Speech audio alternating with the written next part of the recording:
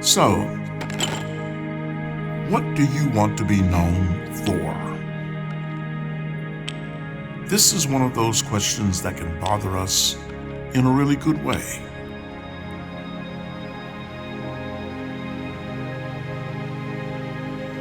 Purpose lives here. Turning good intention into reality is found here. Knowing what we are for helps us leave things better than when we found them. Some people think the world is getting worse. Some people think the world is getting better. The reality is that both are true. It just depends on how you see things.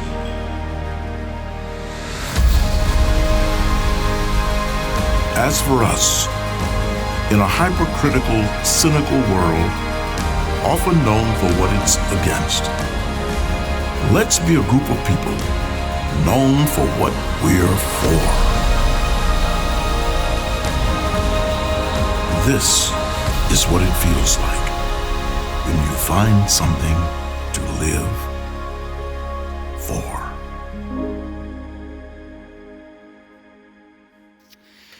Well, in so many respects, that's been our story. That's been our journey as a church. And it's kind of hard for me to believe. Do you know that last month we celebrated our 8th birthday as a church at Gwinnett Church? Isn't that awesome?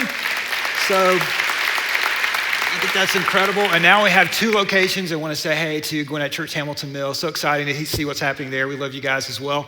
And it's also, though, a little surreal for me to still realize that I actually work at a church. And the reason I say that is I grew up a preacher's kid. And some of you have heard this story, but I promised myself that I would never, ever, never, ever work at a church. In fact, I promised God, I will never, ever, never, ever work at a church. So I've been working at a church for 16 years now. And if you get nothing out of the day, you might want to write down, never tell God you're never going to do something. I think he pays closer attention to that. I recently told God, I'm never going to be a billionaire. So I'm going to see how he handles that one. And so I want to tell you what changed in my life, what shifted in my life. I grew up a big sports fan, and I didn't know that you could do sports marketing. And I grew up in Atlanta as a sports fan, which is a little bit of a bleak existence because, as you know, we've built more stadiums than we've won championships here in Atlanta. Eventually wound up working in marketing at Chick-fil-A. I handled their sports marketing and beverage marketing and thought I would be there for the rest of my career. And then one day my boss walked in and he said, hey, I'm gonna go to a leadership conference in Chicago. Would you like to go with me? It's a church leadership conference. And I wasn't quite sure. And he said, but then we're also gonna catch a Cubs game at Wrigley Field. I said, I'm in, all right? So I went to Chicago and I went to this conference and speaker after speaker just rocked my world because they gave me a different view of church. They gave me a different picture of church. They said that the church should be the best organization on the planet, that the church should be the most well-run organization on the planet, that it should be full of passionate people that are focused on changing the world. And speaker after speaker just completely wrecked my world. And then that Friday afternoon at a break, while most of my Chick-fil-A friends went out to the lobby, I just went out a side door and stumbled out until this little lake that they had outside of this church. And while I was standing there, minding my own business, I felt like God spoke to me in that moment.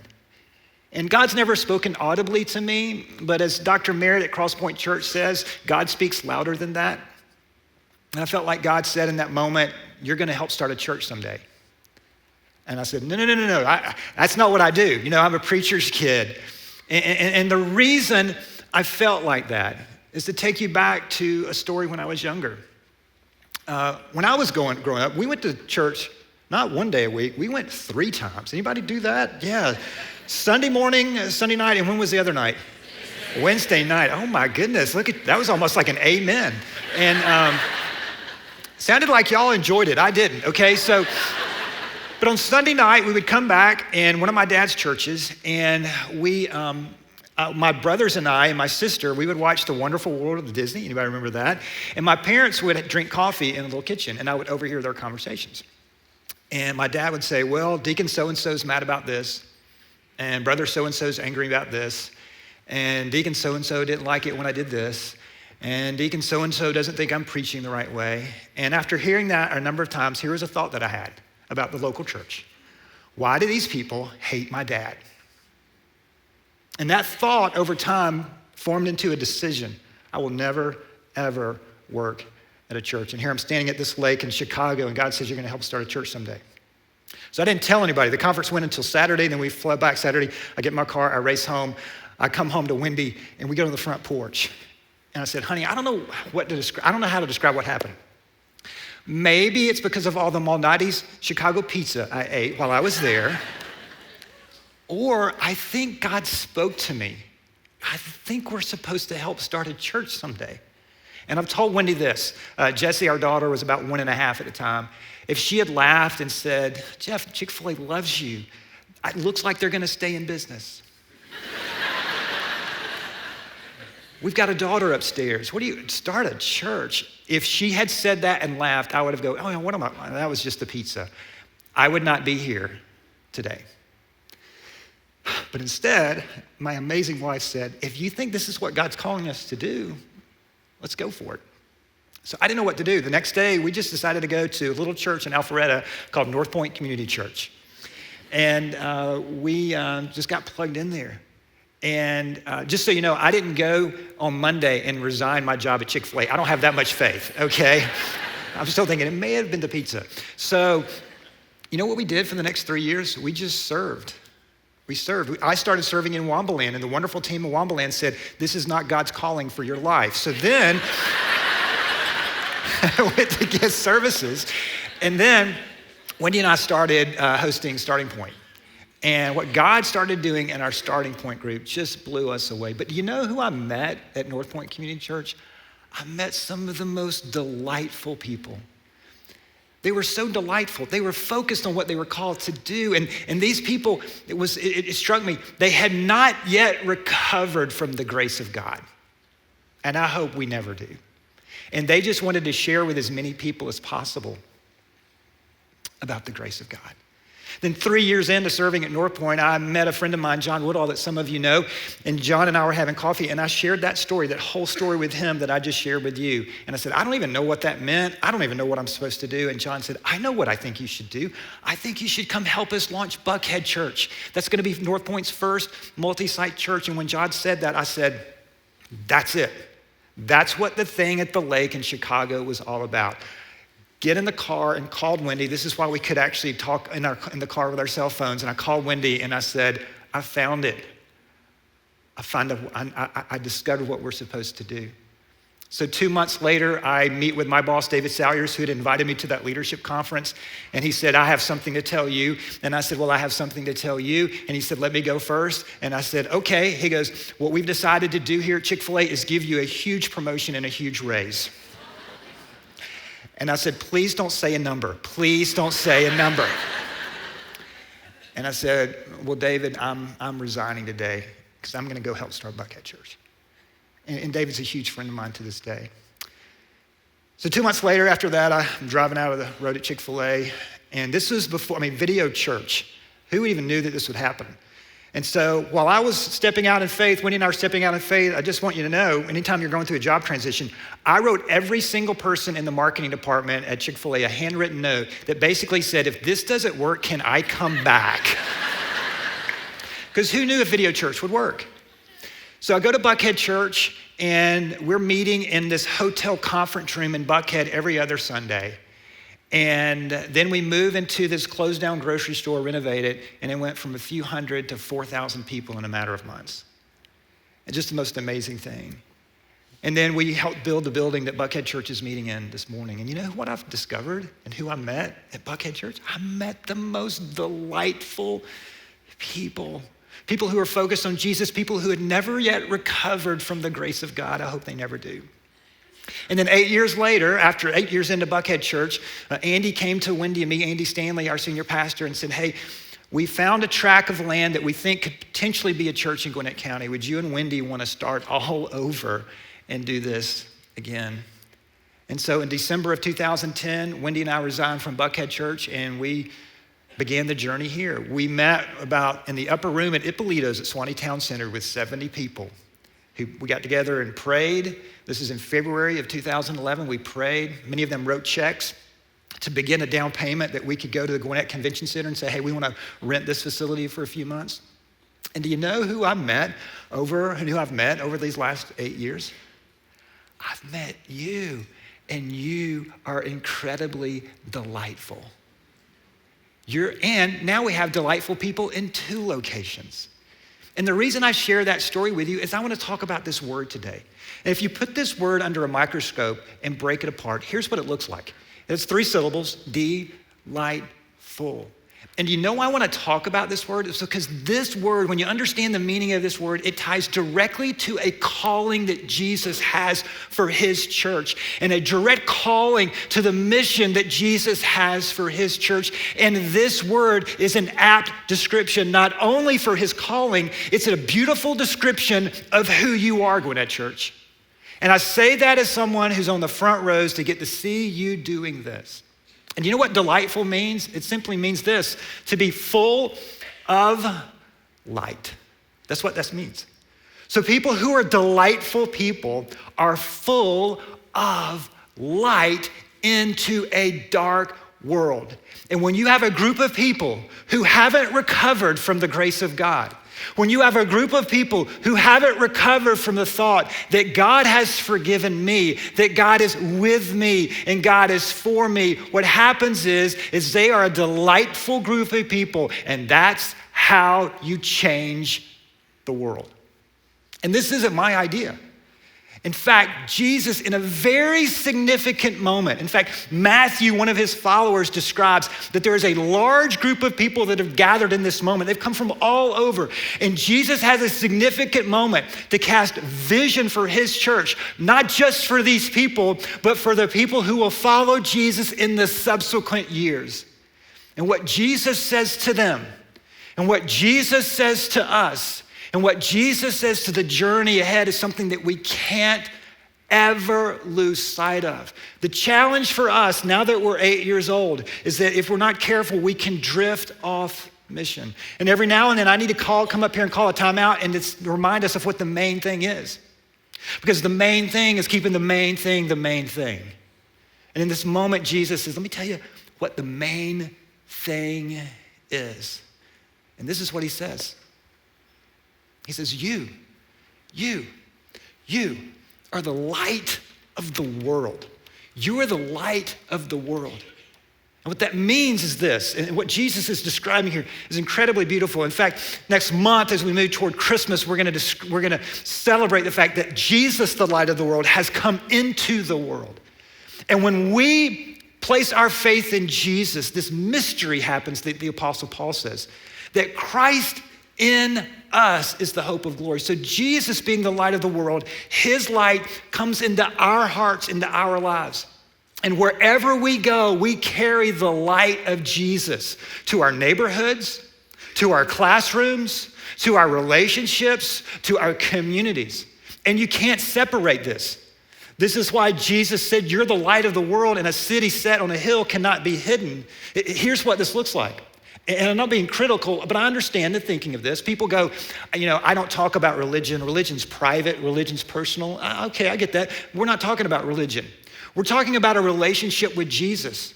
And when the light of the world comes into our lives, if we're growing, this light, because of who Jesus is gonna flow out of us. That's how this works.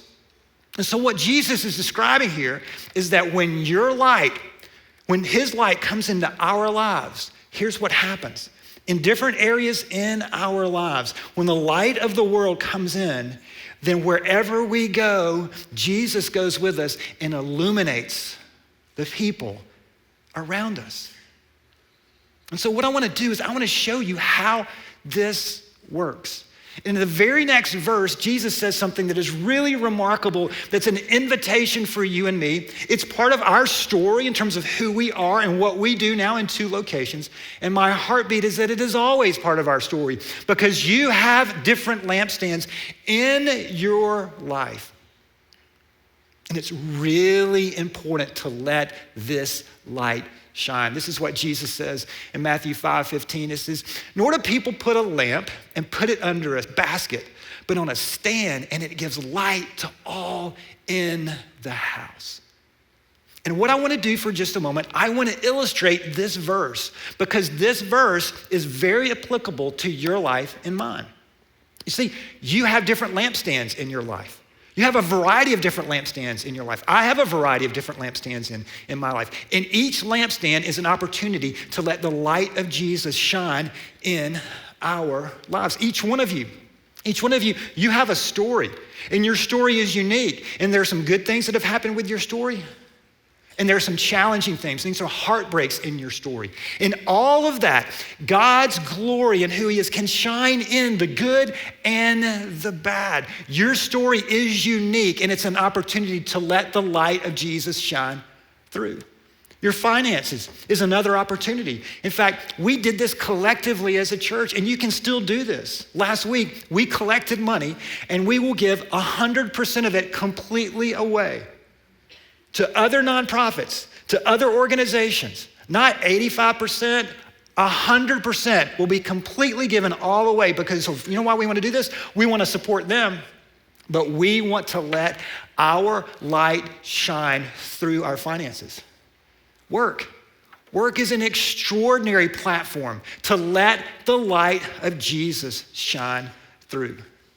In fact, the question I get over these last 16 years, I've gotten this question. Hey, Jeff, can you tell me your decision to leave the business world and to go into full-time ministry? And I understand what they're saying, but that's bad theology. I already was in full-time ministry. And that's not just because I was working at Christian Chicken. I was in full-time ministry when I was a busboy at the Peachtree World of Tennis in Norcross, Georgia, which I think now is a Lifetime Fitness. And in that moment, I was a Christian and I was in full-time ministry. But let me talk to the business people. Sometimes we think to let our light shine in work, we need to do a prayer breakfast, and I'm all for prayer breakfast. We need to do a devotion at lunch. I'm all for devotions at lunch. But can I share with you one of the best things that you can do in addition to all that to let your light shine? Is to just run a fantastic business. Create a great work culture that people grow and begin to understand who they are. One of the best things that you can do, one of the best things that we can do is to just run a fantastic business because God loves excellence. And when you do, it glorifies him. I love what our students are doing, letting their light shine in the local schools. I get to hear so many amazing stories. Let me tell you one that's happening right now and what's gonna happen in this journey ahead in the next few weeks for our middle school student Gwinnett Transit. Our middle school students, all of their small groups, are gonna get a name of a family who will not be able to afford Christmas this year. And those small groups are going to adopt that family. They're going to go shopping and they're going to give Christmas to a family in need in our community. That's phenomenal. That's why we believe in the next generation. And we believe, you've heard me say this before, we're not in here focused on you and just babysitting students and babysitting children. No, we're trying to keep you entertained so that we can change the world in Wambaland, Upstreet, Transit, and Inside Out. That's what we're gonna do. And we believe that the light of Jesus shines forward in the hallways tomorrow when these amazing students carry the light of Jesus into their classes. Now, this is part of your story as a church. I mean, this is what we're about. We want the light of Jesus to shine forward in our experience and expression at Gwinnett Church. And there's all sorts of ways to do that. Well, let me just give you one. And this is just a simple way. It's just a simple way, but I love this one. It's so simple. It's the whole For Gwinnett magnet and pay it backwards, right? You know this. We've asked you from time to time, and I would encourage you to do that this week. You got the For Gwinnett magnet on your car, and you go through a drive-through every now and then, and you pay for the person behind you, just as a way to let your light shine, a moment of generosity. Now, I have to tell you my latest favorite story about Pay It Backward. I love this. A couple of weeks ago, Jonna Gwen, who's on our staff, we were having a meeting, and she came in, and I could tell she was a little flustered, and I said, "Is everything okay?" She goes, "I have to tell you my For Gwinnett Pay It Backward story. I'm a little bothered by it." And I was like, "Oh, okay. Well, what happened?" And she said, "Well, I was in the drive-thru, and I noticed that there was a young man behind me. He was about the age of my son, Dalton, who's 25, 26. And I thought, you know what? I'm going to pay it backwards for him." So pulled up and I said, "Hey, I want to pay for the person behind me." And so they said, "Okay." So they said, "Could you pull up a little bit?" And then waiting on her food. And so the team member came up to Jonna and said, "The person behind you has a message." And she goes, "Oh, okay." It's a two-part message. First of all, he wanted to say thank you. The second message is he wanted you to know he's married.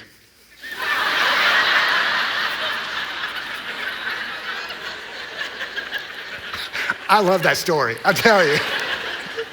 So sometimes it doesn't work, but the point is this: we want to be delightful people, paying for food behind us, even if it sends the wrong message. We want to be delightful people that says, hey, we are people full of light. It's not about us, but it's about the light who's come into us.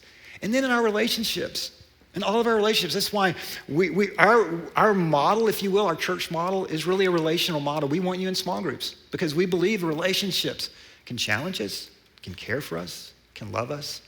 But ultimately, it's in the relationship with Jesus that the light shines. And here's what happens with light.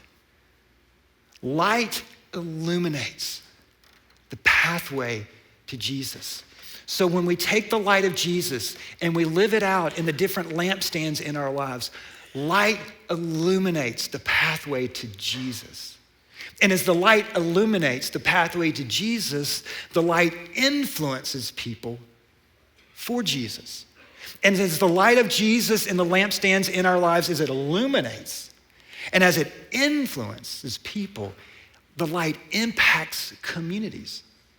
And this was the genius idea of Jesus about the local church. That when you have a collection of people who understand that we need to be full of light, and we allow the light of Jesus to flow through us and in us to all of these lampstands, then you change one community at a time. And as one community is impacted, as it's illuminated and influenced and impacted, over time it flows throughout the rest of the world. That's the power of the local church. And the reality is, you may see me as the preacher today, but let me turn the tables. Tomorrow morning or this afternoon, you're the preacher, and you get to preach, and here are the stages that you get to preach on. You, if you're a follower of Jesus, you are in full-time ministry. And if you're here today at any of our locations, and this is your first time here, or maybe you're not a follower of Jesus, here's what I want you to know. We don't always get this right. This isn't a group of perfect people. This isn't a museum of perfect people. This is a hospital of broken people who've discovered a light, and we're just trying to follow that light. And we want to invite you into this journey. That's what it is. It's a journey. And when there's a local church who stays focused on this and who has never recovered from the grace of God, I'm telling you, Jesus shows up and does remarkable things, and that's been your story, Gwinnett Church. Now, I want to give you an example of how this works, all right? But I was a little concerned about the example that I'm going to give you, because when you see this example, you're going to think, well, of course, that's a big stage. This person's influencing millions of people. So I want to kind of preface this story with this couple of statements before I share with you her story. Because I want you to know that even though this story that I'm going to share with you is pretty powerful, lots of people, here's the thing. This person that I'm about to share with you, while she is influencing millions, and you may say, well, Jeff, tomorrow I just go to a cubicle. So it's like her story and my story. That's not how this works. And here's why. God, think of these lampstands as stages. God isn't impressed with the stages. God is impressed with your stewardship of the stages that you've been given. So the stage I'm about to share with you, it's pretty bright. But I just want you to know, if you go to work at a cubicle or you go to work as a barista, whatever that may be, God is just as impressed with how you are letting that light, his light, shine through you, because that's where he has you right now, all right? So that said, I want to share with you an example of how this works, and there's a danger that's happening in the church world right now that I want to talk about. So the person I want to talk about is Lauren Daigle. Lauren is one of the most popular recording artists in the world. I think she's traveling in Germany right now. Now, many of you know Lauren. What you might not know is that Lauren actually led worship here at Gwinnett Church 3 years ago. So before, some of you are like, "Why, we should have been going to Gwinnett Church then, right?" So before God just blew up Lauren's career and she became this crossover artist, she was actually standing right here leading worship. So last year at this time, Lauren was invited to sing a worship song on the Ellen Show. And that's what this was. In fact, I want to put the lyrics to the song that she sang that day. This is part of the lyrics that she sang. "Now that you saved me, I sing 'cause you gave me a song of revival, put it on a vinyl, rise up, rise up." So here's Lauren Daigle. She's on the Ellen Show, and she's on this massive platform, and she's letting her light shine. Millions of people singing a worship song on the Ellen Show. And then guess what happened a few days after that? Lauren started getting criticized. She had people starting to protest her concerts. And it wasn't a group of people who didn't believe in Jesus and said, "You can't sing a worship song on the Ellen Show." No, these were Christians who said a Christian should not go and sing on the Ellen Show. In essence, here's what they're asking Lauren to do. "Lauren, you can't do that. Here's how this works. You should not carry your light onto the Ellen Show. You should do this and just put a basket over it." We Christians, we don't carry our light into the world. We don't do that. Are you kidding me? This is antithetical to the message of Jesus. This is unbiblical. Lauren Daigle, just like you and me, have been given a platform to let that light shine. And for fellow Christians to criticize her is completely and utterly ridiculous. And if it sounds like I'm being critical, it's because I am. And if you need to email, it's andy.stanley@northpoint.org, okay? And it's not because it's not just because Lauren's a friend, it's because this isn't what Jesus has called us to do. And the reason I say that is because he said it. This is what he says in Matthew 5. He says, "You're the light of the world. A city set on a hill cannot be hidden. Nor do people light a lamp and put it under a basket. No. But on a stand, and it gives light to all in the house." Oh, Lauren, you can sing. Go where you're invited and let the light shine. That's what we're asking you to do.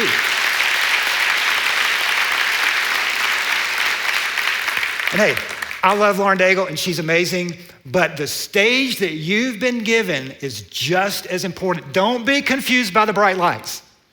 Don't be confused by the number of viewers and all that kind of stuff. God has you right where he wants you, and you and I have lampstands. You and I have stages. How are we doing stewarding that lampstand? And here's why this is important. Jesus is leading us to something.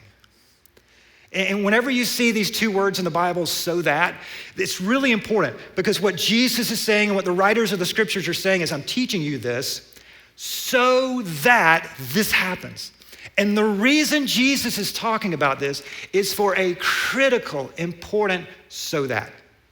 And he concludes this portion of his sermon by saying this, that in the same way, let your light shine before others so that, I love this, so that they may see your good works and give glory to your Father who is in heaven. This is why we do this.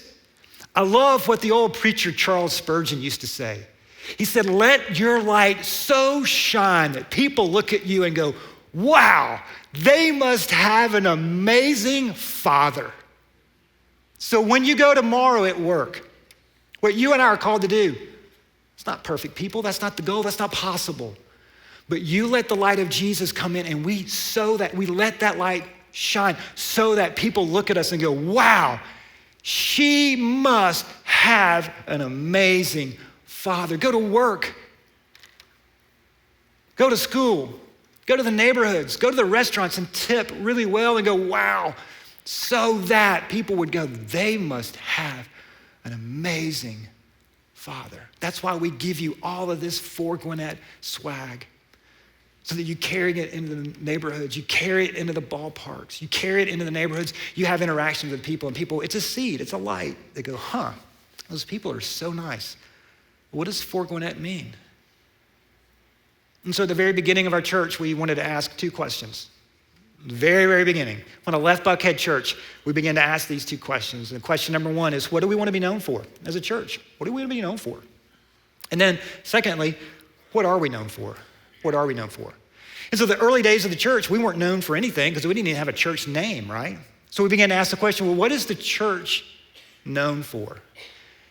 And in that early conversation with our small team, someone in that meeting said, you know what? Many people are more familiar with what the church is against rather than what the church is for. You know what that means? That means the power of the local church, when it's known for what it's against, let's just put a basket over the light. And if I can use a word from my former life as a marketing person, the church has a brand problem. And the brand problem is that we are known more for what we are against. So from the very beginning, we said, this isn't who we're gonna be. We're gonna take this basket and we're gonna let the light of Jesus shine. And what we wanna do is we wanna be known for who and what we're for. And so in this season, you hear us talk about words like give, we did that last week, and serve and love. That's not just reserved for November.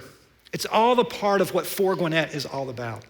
But specifically in this season, because so many needs rise up, we lean in even greater with a higher intensity in the month of November.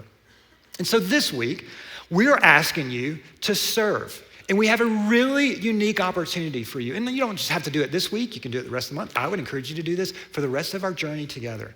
But specifically, you're busy, you got so many things to do. So what we wanted to do is to give you some tangible ideas and some tangible ways that you could go out and let your light shine in our communities. So here's what I'd love for you to do. If you brought your phone today, I'd love for you to get it out at both locations. How many times does a preacher tell you to get your phone out, right? And so I want you to text GC Serve to 555-888. And when you text this, by the way, I feel like I'm a weatherman. While you text this to this, and the front's coming in here, when you text this, here's what you're gonna get. You're gonna get a reply back, and you're gonna get a list of opportunities to serve our community. Some are ideas, some are specific opportunities that you can learn from our community and serve our community partners. And as you do this, here's what I would love for you to do. I would love for you to consider doing this as an individual, or with a family, or with a group of families, or with your small group. If you have a parent, by the way, if you have kids, if you're a parent, you've got kids in Wamba or Upstreet, or particularly Upstreet in Transit, you should get your small group collectively together and go serve together. But as an individual, as a family, as a small group, let's go do this. And the reason we want to do this is because of this.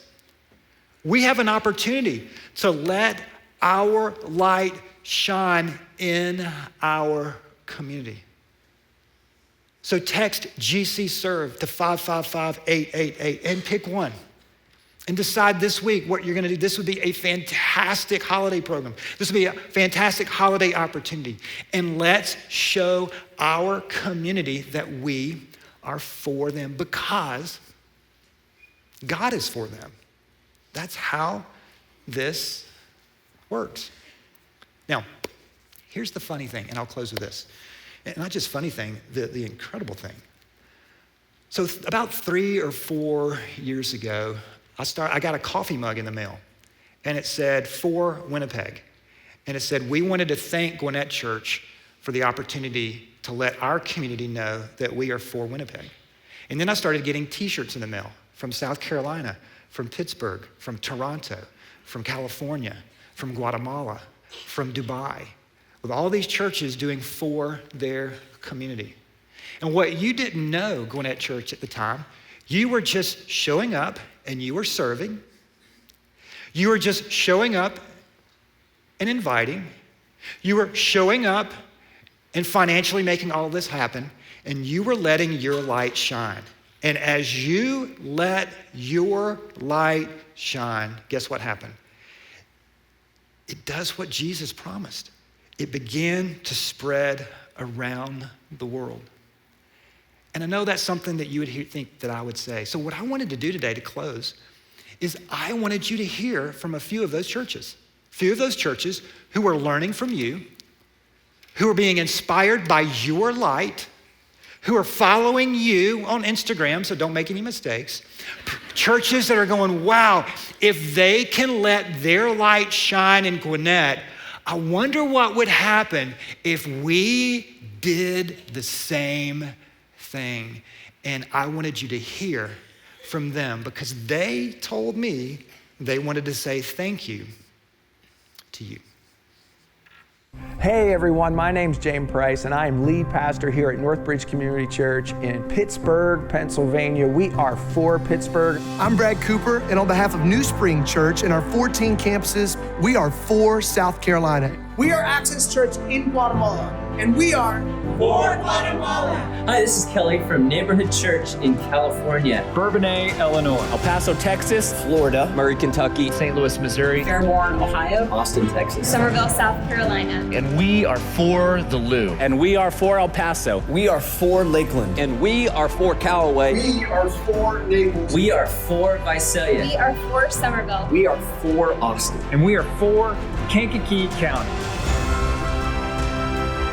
Thank you for being for us. Thank you for being for us. And we are so grateful that you are for us. Thank you for being for us. Thanks so much for being for us. Thank you for being And I want to thank you so much for being for us. Thank you for being for us. Thank you for being for us. Thank you for being for us. Thank you for being For us!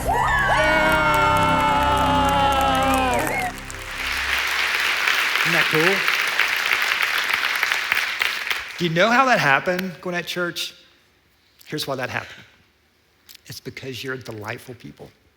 That's who you are. And I'm biased because I love you. You are full of the light of Jesus. So what I've come today to say is thank you. But let's be a group of people who never recover from the fact that the light of the world has come into our lives, and we just want to share it with others. And so this week, we have a specific way to do that, to text GC Serve to 555-888. And as we do, let's be delightful people. Let's be full of light. That's the amazing invitation that our Savior has invited us into.